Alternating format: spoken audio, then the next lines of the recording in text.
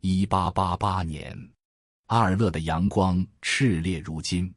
一个受学的荷兰男人正用燃烧的生命在画布上涂抹。他叫文森特·梵高。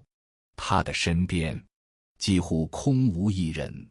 高更来过，又在争吵中离去，甚至割下了他的一只耳朵。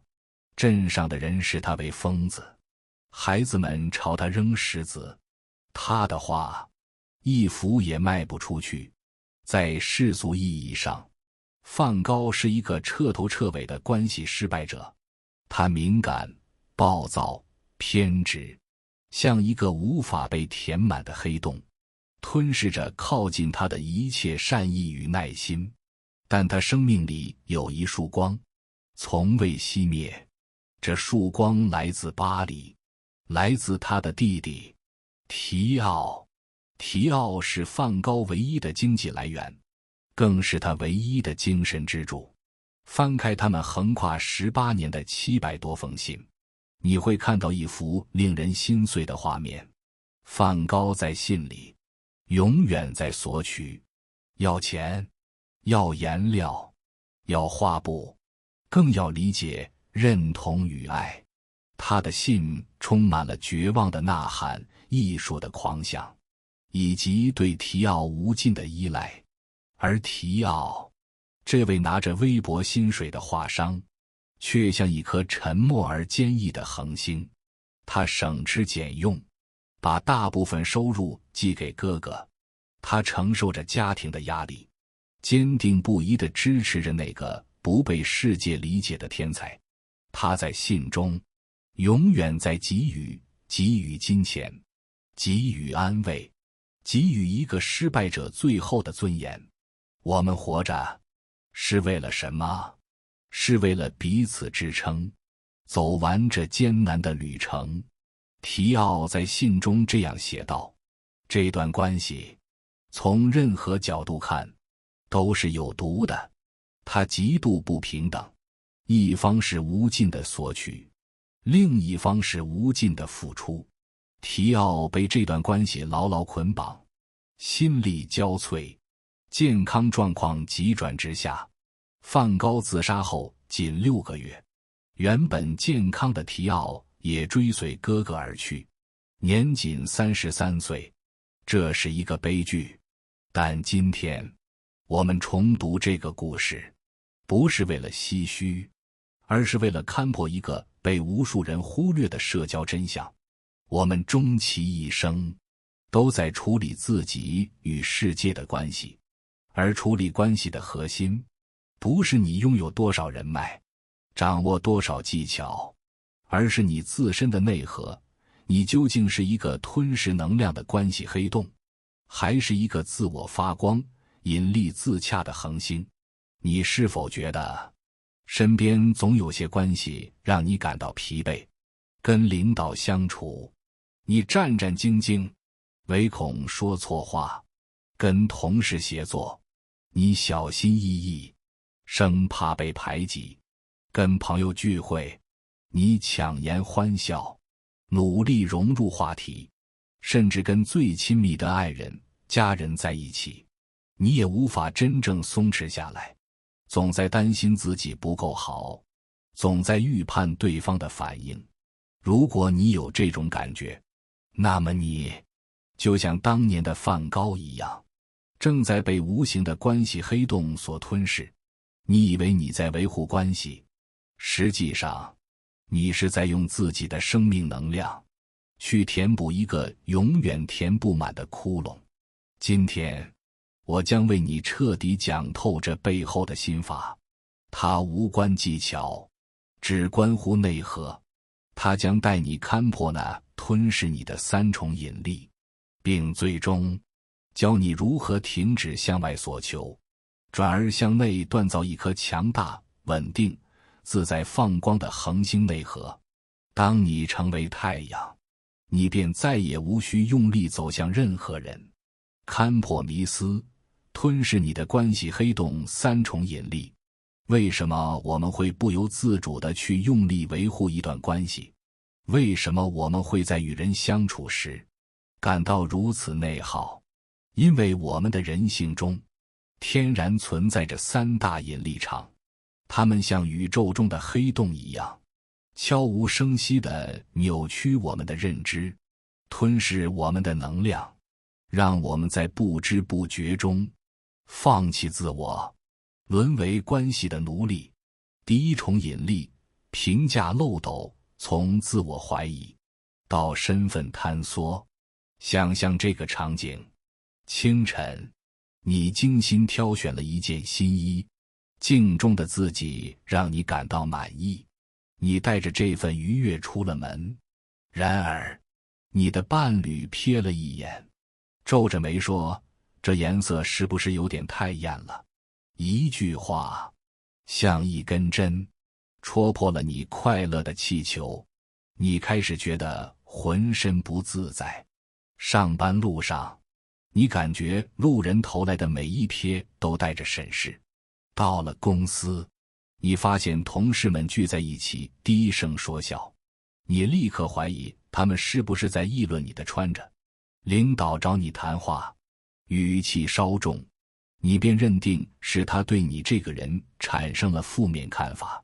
一天下来，你精疲力尽，回到家，你脱下那件曾让你心动的衣服，扔进衣柜最深处，仿佛扔掉了一件证物。你从一个本该自信完整的个体，坍缩成了一个被他人评价所定义的沮丧的空心人。这就是评价漏斗的威力。它的本质是，你将定义我是谁的权利拱手让给了外界。这个漏斗的入口往往源于童年，父母过度的期望或严苛的评判，让你从小就学会了察言观色，将他们的标准内化为自己的。你潜意识里形成了一个信念：我好不好，不由我说了算，而由我最亲近的人说了算。长大后，这个模式被复制到所有关系中，伴侣的眼神，朋友的建议，老板的 KPI， 社交媒体的点赞数，都成了定义你价值的标尺。你活在无数双眼睛的注视下，像一个提线木偶，每一个动作都在迎合那个看不见的他人。你越是向外寻求评价，这个漏斗就收得越紧。你不断地调整自己，试图满足所有人的期望，最终却发现你离真实的自己越来越远，彻底迷失在了他人的眼光里。恐惧矩阵，被万一支配的囚徒。如果说评价漏斗剥夺了你的自我定义权，那么恐惧矩阵则囚禁了你的行动自由权。请诚实地回答，你是否有过以下念头：想给心仪的对象发条信息，打了一大段字，又逐字删除，生怕对方觉得你无聊或唐突；想在会议上提出一个不同观点，话到嘴边又咽了回去，害怕被视为刺头或想法不成熟；想拒绝朋友一个不情愿的请求，却编造了无数个理由，最终还是说了好的，因为你恐惧拒绝带来的尴尬和关系破裂的风险；想开始一个新项目，却迟迟不动，因为你害怕失败后的羞耻感和我果然不行的自我定罪。这个由害怕被拒绝、害怕被讨厌、害怕冲突、害怕失败编织而成的无形牢笼，就是恐惧矩阵。它是一个以恐惧为核心驱动力的行为模式。你所有的用力维护，本质上都是在阻止那些让你内心恐惧的事情发生。你迎合、讨好、过度思考、不敢表达，不是因为你真的认同，而是因为你恐惧那个最坏的可能性，那个被你想象出来的灾难性的后果。我有一个朋友，我们称他为小林。小林是典型的恐惧矩阵囚徒，他会在发出一条工作微信后，反复查看对方是否已读，如果对方长时间未回复，他就会在脑中上演一部灾难大片。我是不是哪里说错了？他是不是对我有意见了？这个项目要黄了吗？他的人生充满了无数个这样的万一。为了避免这些万一，他活得像一个精密计算的程序，每一个决策都以安全为最高准则。他从不冒险，从不犯错，也因此从未真正活过。恐惧矩阵最阴险的地方在于，它让你混淆了一件事的失败和你这个人的失败。一次被拒，不代表你没有魅力；一个项目搞砸，不代表你没有能力。但矩阵会告诉你，是的，你就是不行。于是，你为了维护那个我行的脆弱幻想，宁愿选择什么都不做。第三重引力，能量吸血鬼，不对等关系里的无声凌迟。在一个关系场域里，能量的流动决定了关系的健康度，而总有一些人像天生的能量吸血鬼，他们无意识的，有时是有意识的，榨取着你的生命能量，让你在关系中日益枯萎。常见的能量吸血鬼有几种：一、抱怨者，他将你当成情绪垃圾桶，不断倾倒负能量，却从不寻求解决方案。每次聊完，你都感觉身体被掏空。二、受害者，他永远在扮演全世界都对不起我的角色，通过激发你的同情心和愧疚感，来获得关注和特殊对待。三、打压者，他习惯用贬低、嘲讽、开玩笑的方式来削弱你的自信，从而确立自己的优越感和控制权。四、操控者，他擅长利用你的善良和责任感，让你为他的情绪和人生负责，让你觉得我必须帮他，否则就是我的错。与能量吸血鬼相处是一种无声的凌迟，你感觉不对劲，却又说不清哪里不对。你试图沟通，却被对方以你想多了，我都是为你好挡回来。你想要离开，内心却又升起一股强烈的负罪感。这种关系的本质是能量消耗的不对等性。你像一个充电宝，而对方是一个永远充不满的劣质的手机。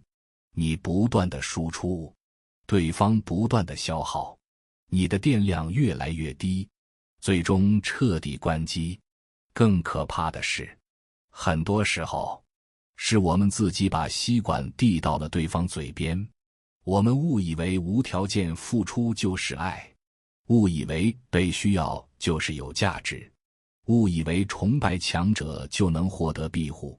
我们不了解，一个人的能量状态受到睡眠、健康、情绪、认知等无数复杂因素的影响。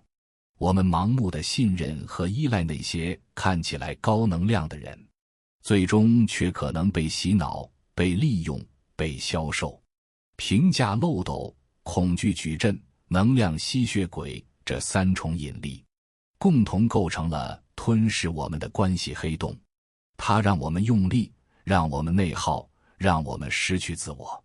而破局的唯一方式，不是学习更多的技巧去应对，而是从根本上跳出这个引力场。你需要做的是停止向外填充黑洞，转而向内点燃自己，成为一颗恒星。王者归来，锻造恒星内核的三大支柱。如何成为一颗恒星？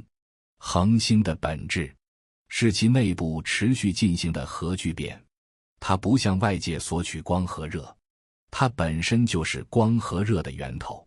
它的引力源于其巨大的质量，而非任何外在的拉扯。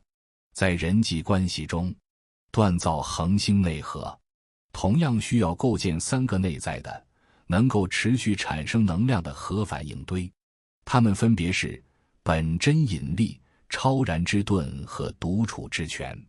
第一大支柱，本真引力，从取悦他人到自我持有，对抗评价漏斗的终极武器，不是不在乎别人的看法，而是在内心建立一个强大到无需外界反馈的自我评价体系。这就是自我持有 self-possession。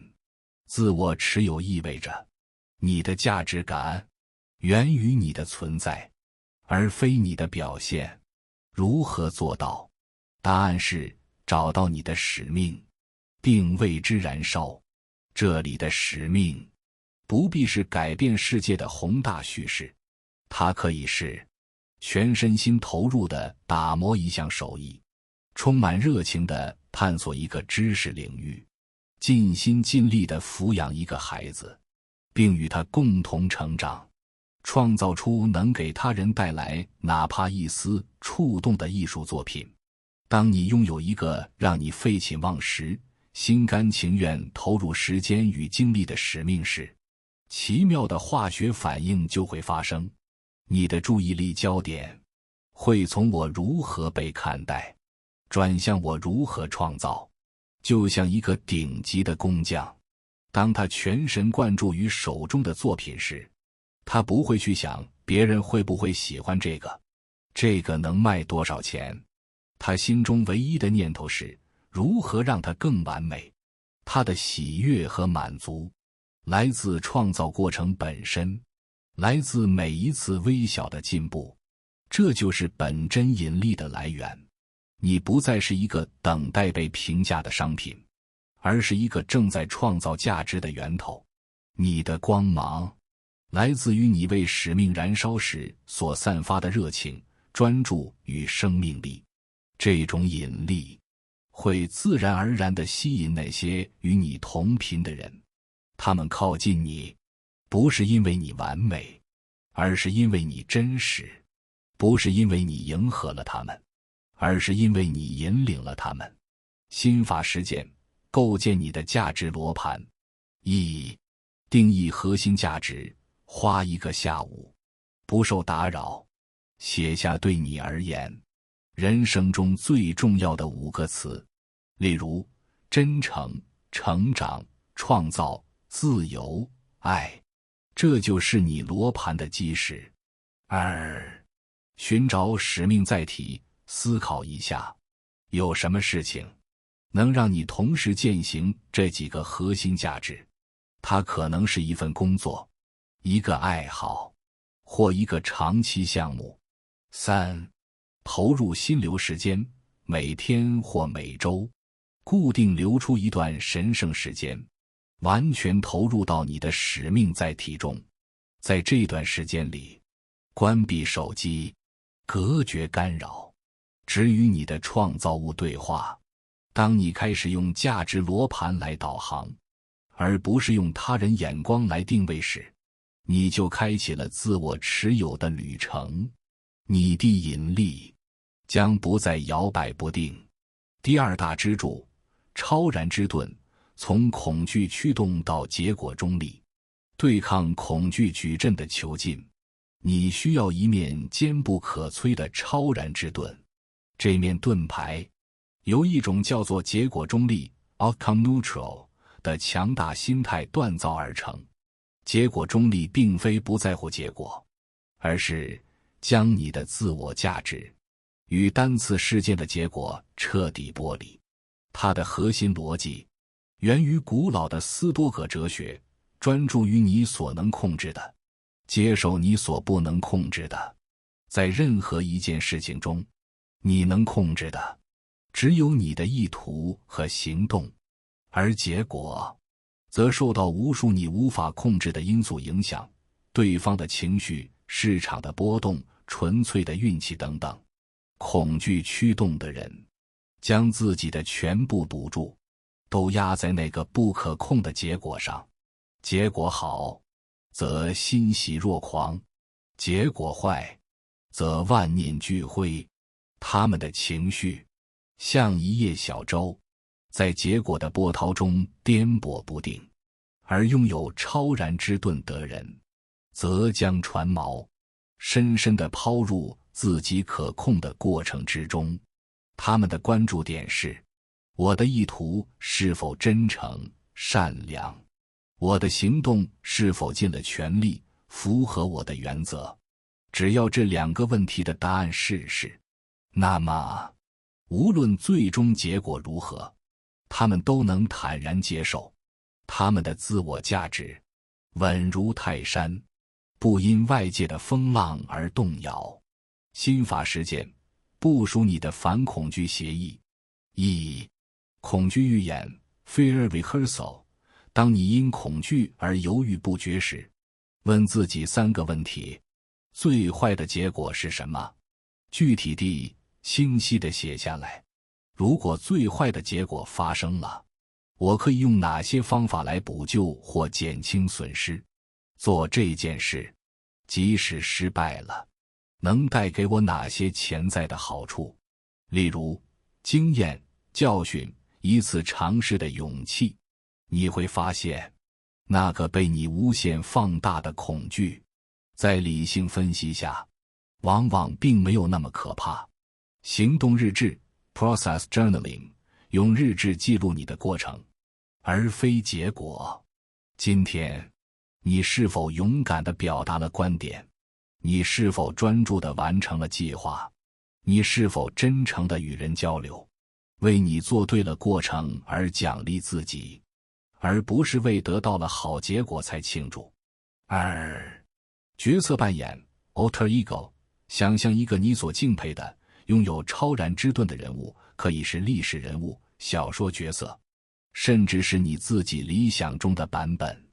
在面临挑战时，问自己，如果是他会怎么做？这能帮助你暂时跳出自己被恐惧包裹的视角，用一个更强大、更超然的身份去行动。当结果中立成为你的默认设置，恐惧便失去了控制你的力量。超然之盾将为你抵挡掉绝大部分无谓的内耗，让你把宝贵的能量用于真正重要的行动。第3大支柱，独处之权，从能量被吸到自我补给，对抗能量吸血鬼的纠缠。最有效的方法，不是与他们战斗，而是拥有一个属于自己的、取之不尽的能量补给站。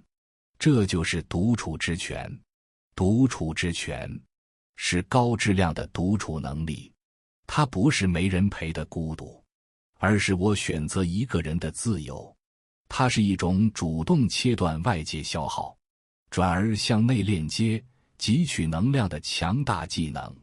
在独处时，你不再是任何人的儿子、员工、朋友或伴侣，你只是你自己。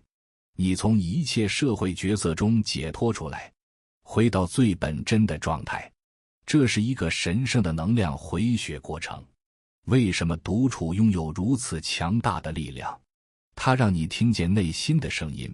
在喧嚣的人群中，你的注意力被无数外部信号占据，只有在寂静中，你才能听清自己内心深处真正的渴望、困惑与恐惧。它让你整合白天的经验。白天，我们接收了海量的信息和刺激，独处就像给大脑一个关机重启的机会，让它在后台默默地处理、消化、整合这些经验，将其转化为智慧。它让你与更宏大的存在链接，无论是通过阅读、思考、冥想，还是单纯的与大自然相处。独处都能让你暂时跳出日常的琐碎，感受到一种超越个体的、更宏大的秩序与美，从而获得深刻的疗愈与力量。一个懂得从独处之泉中汲取能量的人，不会害怕离开任何一段消耗他的关系，因为他知道，他拥有一个永远不会枯竭的后备能源。他不再需要靠他人的认可或陪伴来充电，他自己就是一个完整的、自给自足的生态系统。心法实践，开启你的能量回血仪式。1. 划定神圣独处时间，像预约重要会议一样，在你的日程表上画出雷打不动的独处时间，哪怕每天只有15分钟。在这段时间里，物理上和心理上都与世界断联。2. 创建你的能量补给菜单，列一个清单，写下那些能让你真正感到放松、愉悦和回血的独处活动。例如，心流类、深度阅读、写作、弹奏乐器、编程、做手工；身体类，散步、跑步、瑜伽、泡澡、晒太阳；精神类，冥想、听纯音乐、看一部深刻的电影、研究一个你感兴趣的课题。当你感到能量低下时，就从这个菜单里为自己点一份能量大餐。3. 练习与不适共处。刚开始独处时，你可能会感到焦虑、无聊。不要立刻拿起手机去填补这份空白，试着静静地坐着，观察这份不适，问问他，你想告诉我什么？这是你与真实自我对话的绝佳机会。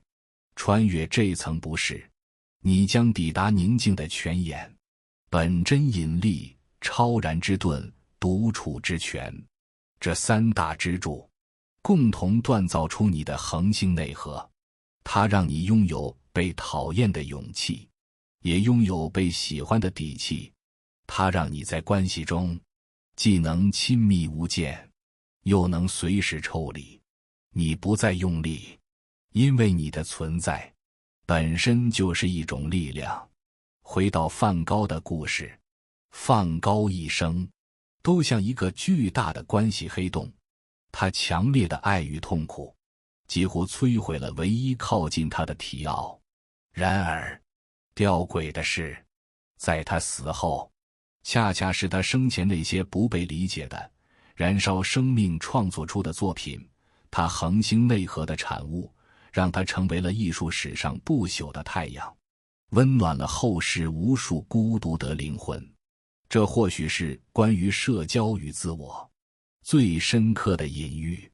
我们终其一生追求的不是搞好关系，而是完成自己。